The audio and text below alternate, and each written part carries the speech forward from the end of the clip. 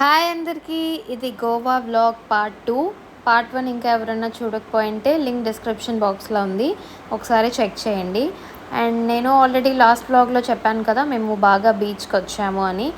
ఈవినింగ్గానే వచ్చాము, కాకపోతే నైట్ వరకు వెయిట్ చేద్దామని అనుకున్నాము, ఎందుకంటే బాగా బీచ్ అనేది చాలా హ్యాపెనింగ్ బీచ్ అని విన్నాను. సో కొంచెమైనా జనాలు ఉంటే కొంచెం థ్రిల్లింగ్గా ఉంటుంది కదా, మనకు కూడా బాగుంటుంది చూడడానికి లైటింగ్స్తో పాటు అని వెయిట్ చేస్తున్నాము. బట్ ఇట్స్ ఆల్మోస్ట్ లైక్ 9 అయిపోయింది. ఏమంత హడావుడైతే ఏం లేదు. బీచ్ దగ్గర చిన్న చిన్న అట్లా రెస్టారెంట్స్ ఉన్నాయి కదా, దానిలో మాత్రమే సాంగ్స్ పెట్టి అక్కడ మాత్రమే హ్యాపెనింగ్ లాగా ఉంది. బట్ అంత ఎక్స్పెక్ట్ చేసిన జనాలు అయితే అక్కడ ఎవరు కనిపించలేదు. ఇక్కడే ఎవరు లేరు. మేము స్టే చేస్తున్న ప్లేస్ మార్జిమ్ అని ఆల్రెడీ చెప్పాను కదా, ఇంకా అక్కడైతే ఏమీ కూడా ఓపెన్ కాలేదు, స్టాల్స్ కూడా ఏం లేవన్నమాట. సో చూడ్డానికి నైట్ టైమ్స్లో మార్జిమ్లో అయితే ఏం లేదు. బాగా బీచ్ దగ్గర అయితే షాపింగ్ స్టాల్స్ నంబర్ ఆఫ్ ఉన్నాయి, అన్నీ దొరుకుతున్నాయి అన్నమాట. ఇక్కడే మనకి అఫోర్డబుల్ ప్రైస్లోనే ఉంది ప్రతి ఒక్కటి కూడా.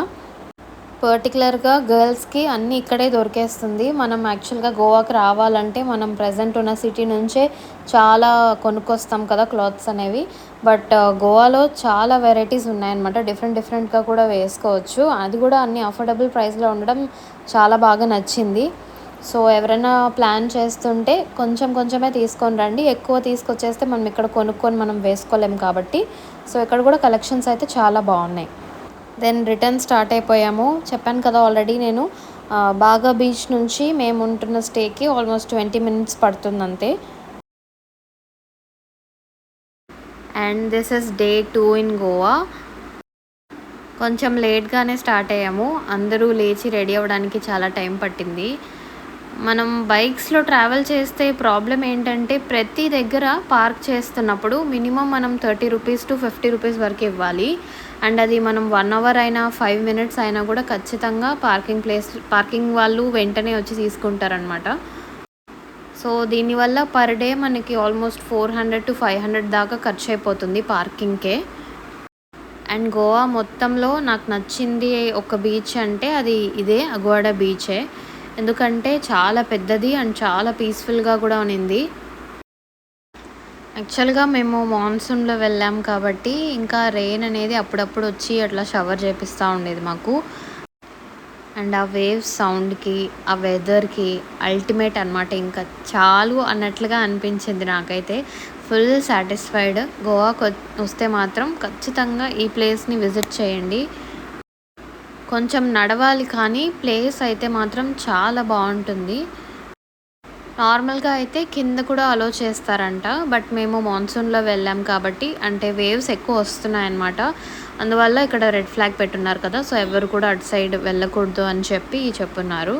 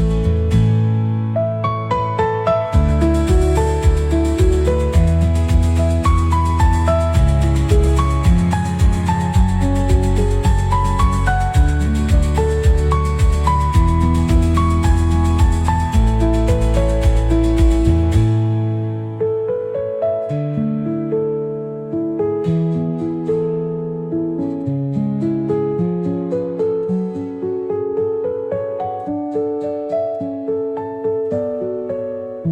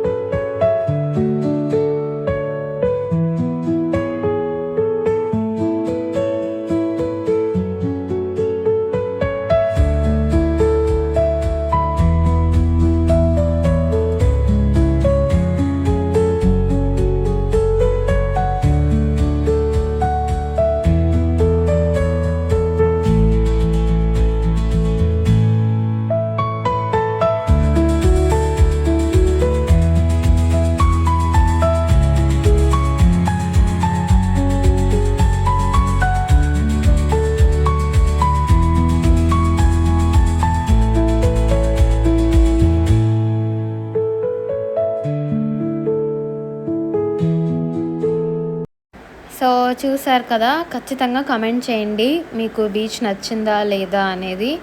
సో చాలా విండిగా ఉన్నిందనమాట ఆ రోజు వెదర్ కూడా.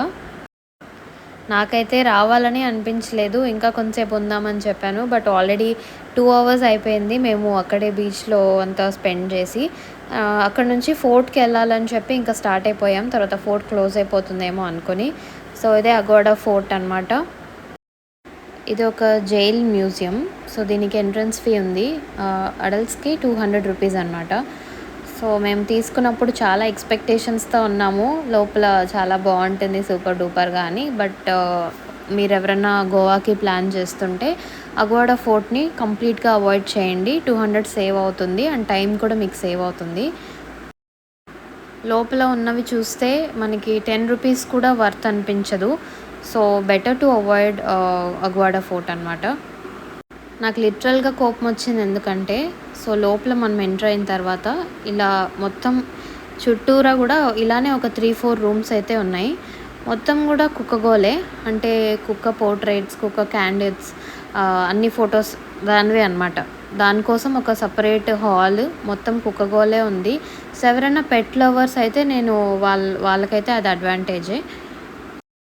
మాకు తెలియక ఇంకా లోపల ఏదో ఉంది అన్న ఎక్సైట్మెంట్తో ఫాస్ట్గా వెతుకుతున్నాం అనమాట ఏముంది అని చెప్పి.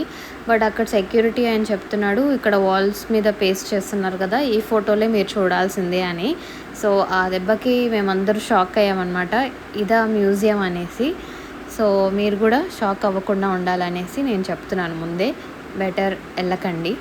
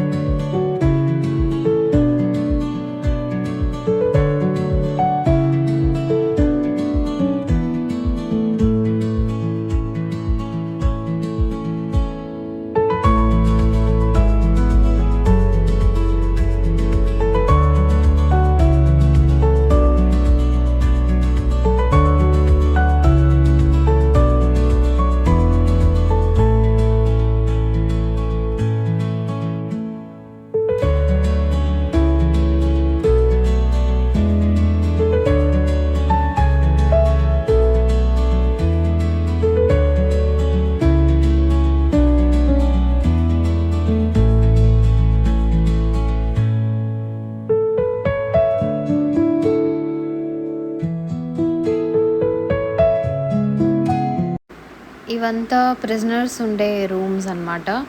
సో ఇవన్నీ ఖాళీగా ఉండేసరికి నాకు ఎందుకో డిఫరెంట్‌గా ఫీలింగే చాలా డిఫరెంట్‌గా ఉండింది. అంటే భయంగా ఉండింది నాకు ప్రతి రూమ్‌కి వెళ్ళాలంటేనే. అదేదో గోస్ట్ వైబ్స్ వచ్చినట్లు లిటరల్‌గా అయితే అలా ఏం లేదు. బట్ నా ఫీలింగ్ నేను చెప్తున్నాను అంతే. మెయిన్‌గా ఈ తాతని చూసి సడెన్‌గా దడుచుకున్నాను. అంటే ఎవరో నిజంగా కూర్చున్నట్లుగానే అనిపించిందనమాట. సో అదొకటి పెద్ద స్కేరీ ఇన్సిడెంట్ నాకు జరిగింది.